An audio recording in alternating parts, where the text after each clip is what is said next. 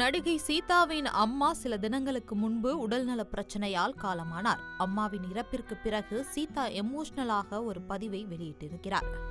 அவருக்கு ரசிகர்கள் பலரும் ஆறுதல் கூறி வருகின்றனர்.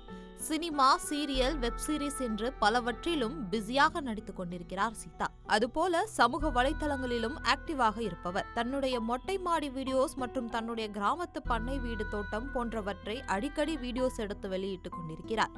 அதோடு தன்னுடைய இயற்கை விவசாயம், கால்நடைகள் பராமரிப்பு போன்றவற்றையும் அந்த வீடியோக்களை ரசிகர்களிடம் பகிர்ந்து வருகிறார். இந்த நிலையில் சீதாவின் அம்மா கடந்த சில தினங்களுக்கு முன்பு வயது மூப்பு காரணமாக உயிரிழந்துள்ளார். தன்னுடைய அம்மாவோடு விருகம்பாக்கத்தில் சீதா தனியாக வசித்து வந்த நிலையில் அவருடைய அம்மாவின் இறப்பிற்கு பிறகு இன்று எங்களது பாசமிகு தாயார் சந்திரமோகன் காலமானார் என்று கண்ணீரோடு தெரிவித்திருந்தார்.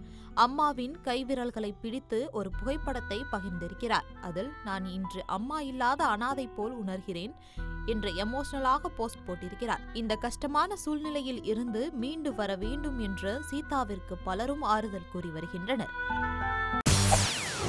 செய்திகளை உடனுக்குடன் தெரிந்து கொள்ள உடனே சப்ஸ்கிரைப் பண்ணுங்க.